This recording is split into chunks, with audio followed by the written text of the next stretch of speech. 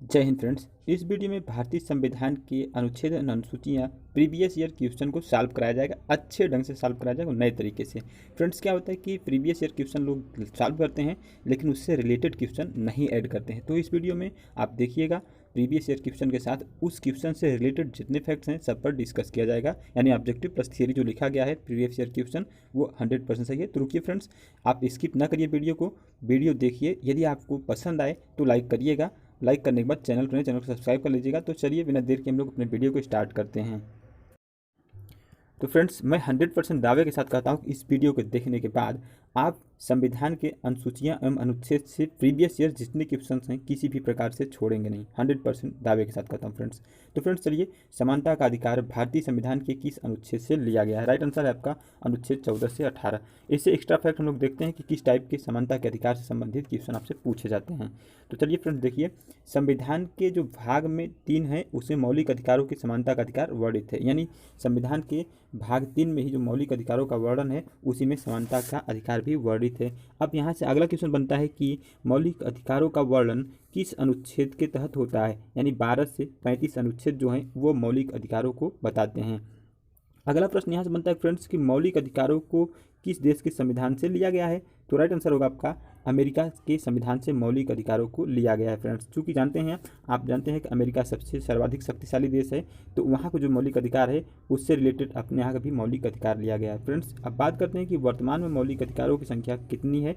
आपके जो भारतीय संविधान है उसमें वर्तमान में मौलिक अधिकारों की संख्या 6 है। फ्रेंड्स, मूल संविधान में मौलिक अधिकारों की संख्या जो थी वो 7 थी। आपको यह भी पता होगा कि संपत्ति का अधिकार जो है 44वें संविधान संशोधन के तहत हटा दिया गया था। तो फ्रेंड्स, नेक्स्ट क्वेश्चन जो है उसको हम लोग देखते हैं। क्वेश्चन नंबर 2, भारत के राज्य के नीति निर्देशक तत्व का वर्णन किस अनुच्छेद में है? तो फ्रेंड्स, राइट आंसर जो होगा आपका वो होगा अनुच्छेद 36 से 51। इससे संबंधित एक्स्ट्रा फैक्ट जो है, राज्य के नीति निर्देशक तत्वों का वर्णन संविधान के भाग 4 में है। यानी राज्य के नीति निर्देशक तत्व जो होते हैं वो भाग 4 में संविधान के वर्णन किया गया है। फ्रेंड्स, राज्य के नीति निर्देशक तत्व क्या होते हैं कि जो नियम कानून होता है वो राज्यों को दिया गया है, जो कार्य करेंगे वो नीति निर्देशक तत्वों के अधीन होकर ही करेंगे। फ्रेंड्स, यह बार बार क्वेश्चन पूछा गया है कि नीति निर्देशक तत्वों का वर्णन किस देश के संविधान से लिया गया है? आयरलैंड से लिया गया। फ्रेंड्स, यह कई बार क्वेश्चन यह रिपीट हुआ है। राष्ट्रपति के निर्वाचक मंडल की व्यवस्था जो होती है वो भी आयरलैंड के संविधान से ली गई है। यह आयरलैंड की जो सूरत हैं दोनों बहुत इंपॉर्टेंट हैं, आपके एग्जाम में बार बार देखने को मिलते हैं। क्वेश्चन नंबर 3 उसको हम लोग देखते हैं। क्वेश्चन नंबर 3 जो है, भारतीय संविधान की 8वीं अनुसूची किससे संबंधित है? भारतीय संविधान की 8वीं अनुसूची किससे संबंधित है? राइट आंसर जो होगा फ्रेंड्स वो होगा आधिकारिक भाषाओं का उल्लेख। तो फ्रेंड्स, इससे एक्स्ट्रा फैक्ट कितने टाइप क्वेश्चन बनते हैं उसको हम लोग देखते हैं। देखिए फ्रेंड्स, जो मूल संविधान है उसमें आधिकारिक भाषाओं का उल्लेख जो था 14 भाषाओं में किया गया था। अब आप जानते हैं वर्तमान में आधिकारिक भाषाओं का उल्लेख जो है 22 भाषाओं में किया गया है। तो फ्रेंड्स, इससे 3 टाइप के मुख्यतः क्वेश्चन बनते हैं कि आधिकारिक भाषाओं का उल्लेख किस अनुसूची में है, और फिर उसके साथ साथ दोस्तों मूल संविधान में कितने आधिकारिक भाषाएं थी? 14 भाषाएं थी, आप ये भी जान लीजिए। वर्तमान में कितने? 22 आधिकारिक भाषाएं हैं। यानी ऑफिशियल लैंग्वेज अलग अलग राज्यों के जो होते हैं उसी को आधिकारिक भाषाएं कहते हैं। चलिए फ्रेंड्स, क्वेश्चन नंबर 4 की तरफ चलते हैं। किस अनुच्छेद के तहत मुख्यमंत्री की नियुक्ति राज्यपाल करता है? तो फ्रेंड्स, राइट आंसर होगा 164 अनुच्छेद के तहत मुख्यमंत्री की जो नियुक्ति होती है वो राज्यपाल करते हैं। एक्स्ट्रा फैक्ट इसमें जो है दोस्तों वो है अनुच्छेद 163 के तहत राज्य मंत्रिपरिषद का उपबंध किया गया है। जो राज्य मंत्रिपरिषद की शपथ दिलाई जाती है वह अनुच्छेद 163 के तहत दिलाई जाती है। साथ ही साथ फ्रेंड्स, यहाँ यह भी क्वेश्चन बनता है कि राज्यों के जो मंत्रियों की नियुक्ति होती है वह राज्यपाल किसके सलाह पर करता है? तो राइट आंसर होगा दोस्तों राज्यों के जो मंत्रियों की नियुक्ति की जाती है वह राज्यपाल मुख्यमंत्री के सलाह पर ही करते हैं। चलिए फ्रेंड्स, क्वेश्चन नंबर 5 की तरफ चलते हैं। क्वेश्चन नंबर 5 जो आपका है, शिक्षा का अधिकार भारतीय संविधान में कब जोड़ा गया था? राइट आंसर होगा इसका 2002 में। फ्रेंड्स, एक्स्ट्रा फैक्ट जो है उसको देख लेते हैं।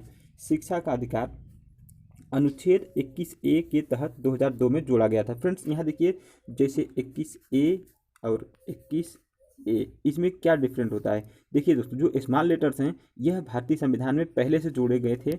जैसे अनुच्छेद अलग अलग किए तो भारतीय संविधान पहले जोड़े गए थे, और जो कैपिटल लेटर हैं इसका मतलब क्या होता है कि बाद में जोड़े गए थे। यानी स्मॉल लेटर और कैपिटल लेटर अलग अलग लिखा मिलता है, तो इसमें आप कंफ्यूज ना होइएगा। नेक्स्ट जो है 6 वर्ष से 14 वर्ष के बच्चों के लिए निःशुल्क शिक्षा की व्यवस्था की गई थी। क्या? इसी में शिक्षा के अधिकार में। फ्रेंड्स, शिक्षा के अधिकार 86वें संविधान संशोधन के तहत जोड़ा गया था। शिक्षा के अधिकार का वर्णन मौलिक कर्तव्यों के भाग 4 में वर्णित है।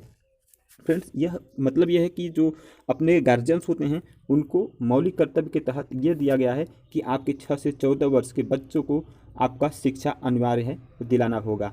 चलिए फ्रेंड्स, नेक्स्ट जो है वह मौलिक कर्तव्य मूल संविधान में नहीं था। ठीक, जो मूल संविधान था उसमें मौलिक कर्तव्य नहीं था। इसे स्वर्ण सिंह समिति के अनुशंसा के आधार पर 42वें संविधान संशोधन के तहत 1976 में जोड़ा गया था। फ्रेंड्स, साथ ही साथ देखते हैं भारतीय संविधान में मौलिक कर्तव्यों की प्रेरणा किस देश से ली गई है। तो जानते हैं दोस्तों, वो रूस देश से ली गई थी। टाइपिंग मिस्टेक है फ्रेंड्स, यहाँ था रूप था। चलिए नेक्स्ट क्वेश्चन को हम देख लेते हैं। सॉरी फ्रेंड्स, ये जो रूप है ये रूस से संबंधित है, मिस्टेक है, सॉरी इसके लिए बोलते हैं। चलिए नेक्स्ट क्वेश्चन है 6 नंबर का। भारतीय संविधान में राष्ट्रपति पर महाभियोग का वर्णन किस अनुच्छेद में दिया गया है? तो फ्रेंड्स, इसका राइट आंसर होगा ऑप्शन नंबर बी पे जाएगा, यानी अनुच्छेद 61 में भारतीय संविधान में राष्ट्रपति पर महाभियोग का वर्णन दिया गया है। अब हम लोग राष्ट्रपति पर महाभियोग से संबंधित समस्त क्वेश्चन जो बने हैं अभी तक आपके प्रीवियस ईयर क्वेश्चंस में, उसको अच्छे से देखते हैं। चलिए फ्रेंड्स, देखते हैं कि राष्ट्रपति पर महाभियोग की प्रक्रिया संसद के किसी भी सदन से प्रारंभ की जाती है। कई बार पूछा गया है कि राष्ट्रपति पर महाभियोग की प्रक्रिया किस सदन से स्टार्ट की जाती है।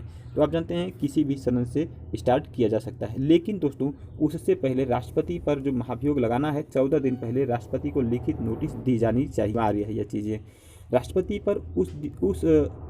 पर जिस सदन में महाभियोग की प्रक्रिया प्रारंभ की जाती है, अगर उस सदन में 2/3 यानी 2/3 सदस्य जो होते हैं हस्ताक्षर कर देंगे तो यह महाभियोग की प्रक्रिया अगले सदन के लिए प्रेषित की जाती है, यानी अगले सदन में भेज दी जाती है।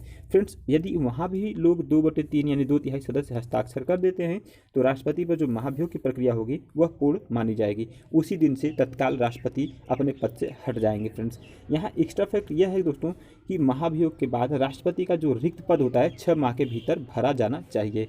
फ्रेंड्स, यहाँ देखिए एक्स्ट्रा फैक्ट बहुत इंपॉर्टेंट यह है कि राष्ट्रपति का जो रिक्त पद हो रहा है महाभियोग के बाद उससे 6 माह तक भर जाना चाहिए।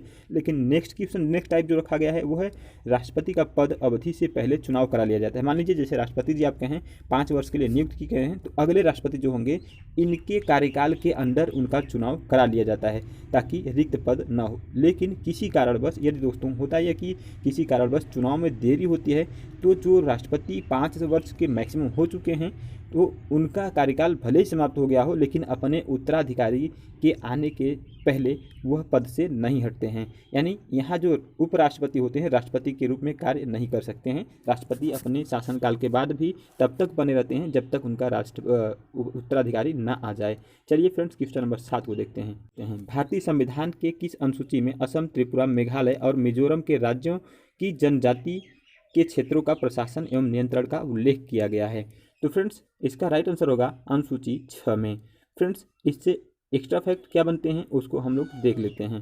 फ्रेंड्स देखिए, अनुसूची जो 7 है फ्रेंड्स, मिस्टेक है यहाँ, टाइपिंग मिस्टेक। अनुसूची 7 जो है वह सूचियों का वर्णन किया गया है। संघ सूची, राज्य सूची एवं समवर्ती सूची, 3 प्रकार की सूची हैं। हमने अनुसूचियों से संबंधित वीडियो बनाया है। आप यदि नहीं देखे हैं वीडियो को तो प्लीज़ आपसे रिक्वेस्ट है कि इस वीडियो के डिस्क्रिप्शन में वो वीडियो है, अच्छे से वीडियो बना हुआ है, देख सकते हैं आप।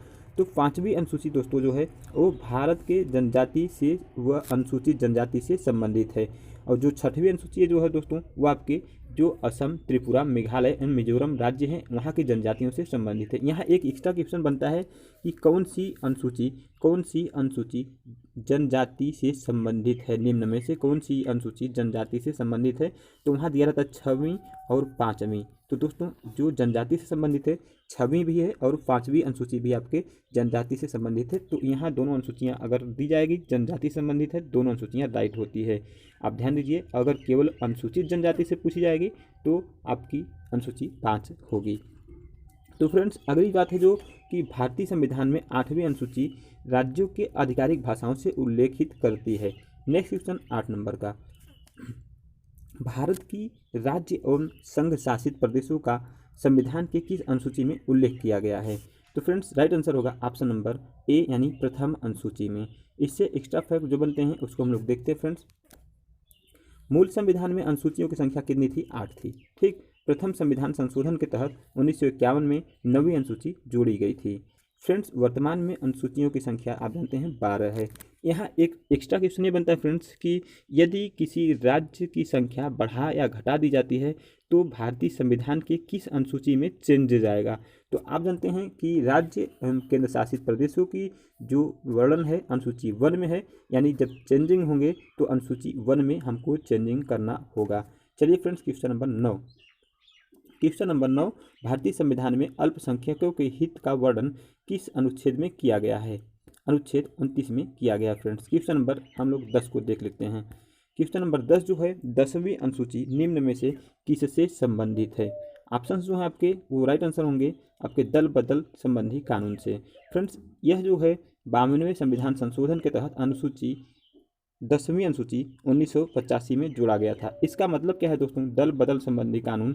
देखिए फ्रेंड्स, जैसे वर्तमान में बीजेपी के जो नेता हैं अगर बीजेपी पद से जीते हैं तो वह जब तक कार्यभार पे हैं, दूसरे अगर सदस्य में जाते हैं यानी दूसरी पार्टी की सदस्यता ग्रहण करते हैं तो इनको यहाँ जो विजयी है यहाँ से निरस्त कर दिया जाएगा, यानी इनकी सदस्यता निरस्त कर दिया जाएगा, तब जा सकते हैं वहाँ। या फिर दल बदल आपको करना है तो चुनाव के पहले कर सकते हैं। यह कानून 10वीं अनुसूची के तहत जोड़ा गया था। तो फ्रेंड्स ये था मेरा वीडियो, उम्मीद करते हैं आपको अच्छा लगा हो।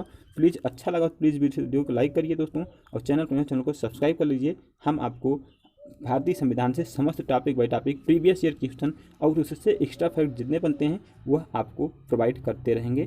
तो मिलते हैं किसी नेक्स्ट वीडियो में, तब तक के लिए जय हिंद।